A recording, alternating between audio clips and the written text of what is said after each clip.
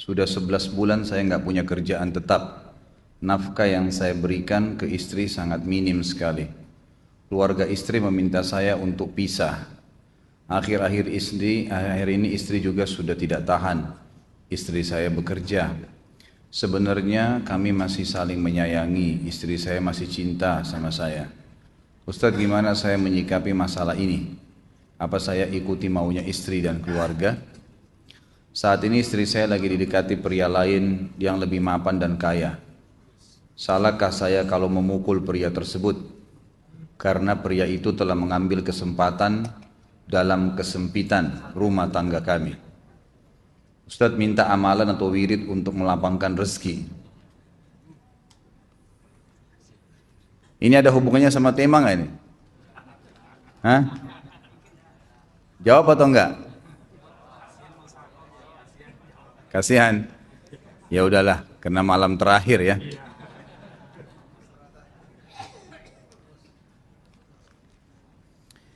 Yang pertama sekali, saya menyarankan Anda saran dari laki-laki ke laki-laki.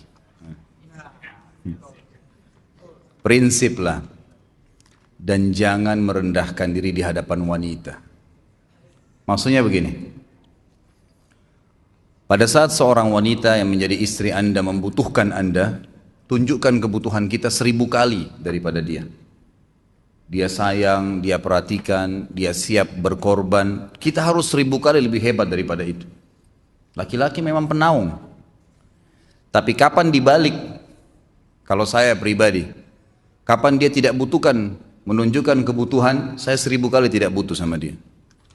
Untuk apa Anda merendahkan diri di depan seorang wanita yang kalau memang dia tidak bisa menjadi seorang istri? Karena kapan wanita sudah menyombongkan diri di hadapan laki-laki, tidak akan ada wibawa sama sekali. Ini poin dulu dalam pembukaan. Dan selalu saya sarankan siapapun ikhwah yang minta saran saya dalam masalah rumah tangga, yang paling pertama ini saya ucapkan, saya bukan menyuruh Anda menjadi keras, bukan. Tapi saya mengajak Anda untuk punya prinsip dalam hidup. Wibawa, pemimpin rumah tangga. Dibutuhkan kita butuh, tidak dibutuhkan ya sudah. Masih banyak gantinya. Dia mau ganti laki-laki lain, silahkan, ahlan wa sahlan, silahkan. Allah akan gantikan penggantinya yang lebih baik. Dan itu harus bisa kita punya prinsip. Memang begitu. Kalau ini kita terapkan dalam kehidupan kita, kita akan sangat mudah hidup. Terkadang subhanallah ada pengorbanan berat. Berpisah dengan meninggal, berpisah karena masalah dosa yang dilakukan oleh pasangan kita. Jelas haram. Kalau ada seorang istri hanya karena masalah suaminya kekurangan ekonomi mau berhubungan sama laki-laki lain, wanita apa ini? Cinta itu pengorbanan, kasih sayang, bukan hanya pada saat mampu kemudian disayang, pada saat tidak mampu kemudian ditinggal. Subhanallah. Hati-hati, hukum Allah subhanahu wa ta'ala berlaku. Akhwat, yang jadi istri, ikhwah, yang jadi suami, harus tahu pasangan kita itu punya Tuhan sebagaimana kita punya Tuhan yang sama. Dan Allah itu maha adil. Memang dalam kehidupan kita ada naik turunnya. Dan makna cinta adalah pengorbanan. Itu sebenarnya. Kalau hanya kita kantongnya lagi penuh kemudian disuka sama istri, pada saat lagi tipis, lagi masalah kemudian dia mau berhubungan sama laki-laki lain, na'udzubillah min dzalik. Wanita apa ini? Kalau saya tidak naungin. Kalau saya nggak naungin. Kamu mau sama dia silahkan. Ahlan sahlan, silahkan jalan. Kalau saya, istri saya sangat tahu prinsip saya. Kalau kamu merasa ada laki-laki lain yang kamu anggap baik, atau kamu mau ingin memasukkan pendapat keluargamu dalam rumah tangga saya sehingga kedudukan saya sebagai suami tidak didengar lagi, silakan pilih keluarga kamu. Tidak ada masalah. Jadi jangan jadikan sebagai beban. Oh, nanti kalau pisah saya hidupnya bagaimana? Saya melarat. Ini kenapa ini? Saya mati kalau nggak sama dia, ya mati bener nanti. Gila kalau nggak nikah sama dia, gila kalau siapa ini? Ini kenapa ini? Keluar dari bingkai hidup itu. Seorang muslim itu hidupnya mulia. Dia dihormatin, dia menghormatin. Dia dihina, tinggalkan. Allah SWT tidak menyuruh kita menghinakan diri, tidak boleh. Kalau wanita ini misalnya, istri ini yang dikatakan tadi masih mencintai suaminya, dia hanya sekedar minta kerja, ya, garis bawahi kalimat ini ya, Dia hanya sekedar minta kerja untuk membantu nafkah rumah tangga, ahlan wa sahlan, jempol. Nggak masalah. Bagus itu. Sampai suaminya mapan. Itu baik. Tapi dalam kondisi masih status istri punya hubungan sama laki-laki lain, na'udzubillah min dzalik. Mana ghirah? Mana kecemburuan positif yang telah Allah pelihara dalam diri kita? Nggak boleh. Pada saat seorang sahabat pulang ke rumahnya mendapatkan istrinya selingkuh dengan laki-laki lain. Tidak disebutkan apakah berhubungan biologis atau tidak, tapi yang jelas sahabat ini sampai kaget masuk ke rumahnya temukan ada laki-laki lain. Dia bingung mau lakukan apa. Dia pergi ke Nabi SAW lalu berkata, ya Rasulullah, saya pulang rumah istri saya lagi sama laki-laki lain. Maksudnya dia pandu saya harus buat apa nih? Apa yang terjadi? Subhanallah, Sa'ad radhiyallahu anhu sahabat Nabi mulia menghenuskan pedang mengatakan, ya Rasulullah, kalau terjadi pada rumah tangga saya akan penggal dua-duanya. Dua-duanya saya penggal nih. Tapi di sini ulama bilang saat ingin menghukum kalau terjadi pada keluarganya dengan penggal ini, bukan maksudnya dia menghukum secara individu, maksudnya saya ingin terapkan hukumnya Allah, dirajam, dibunuh karena mereka sudah menikah dan berzina. Hukum Allah terapkan, kemuliaan agama harus ada. Harus begitu. Seorang istri yang mau tinggal di bawah naungan kita sementara kita sudah berkorban di bawah terik matahari, sudah bekerja, sudah memilih dia dari sekian banyak wanita, kemudian dia mau berkorban, hormatin dia, junjung dia, lindungin dia, rangkul dia, gitu kan? Bela dia, memang harus begitu. Tapi kalau masih dalam naungan, kemudian sedikit himpit masalah ekonomi lalu berhubungan sama laki-laki lain, naudzubillah, jangan dipertahankan. Berbahaya sekali, gitu kan?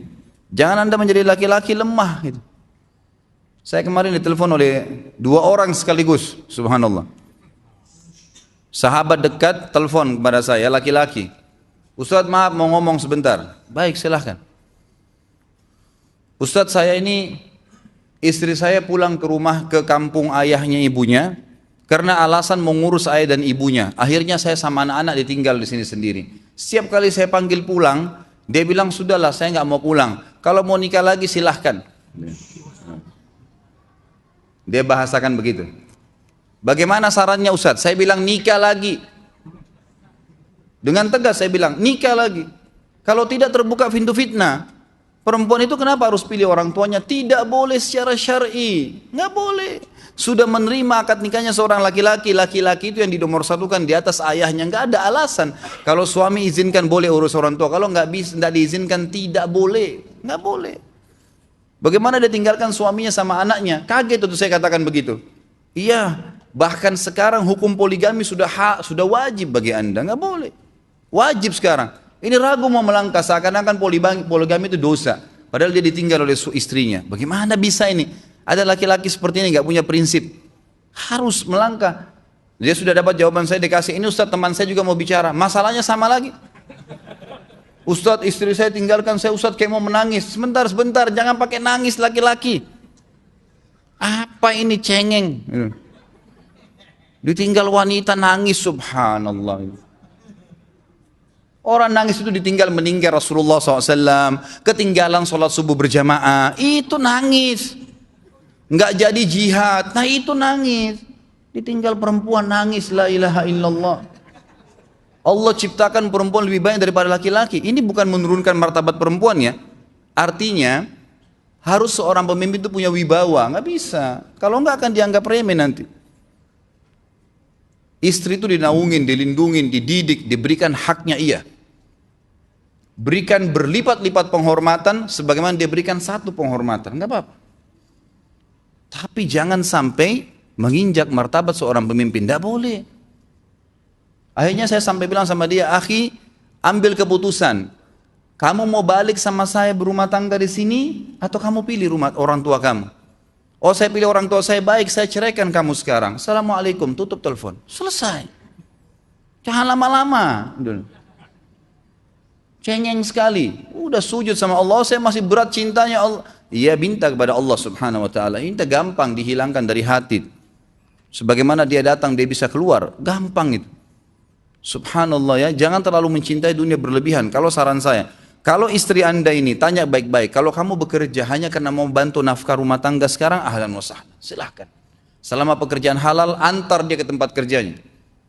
Muliakan dia, jaga, jemput pada saat pulang. Anda pembelahnya. Begitu.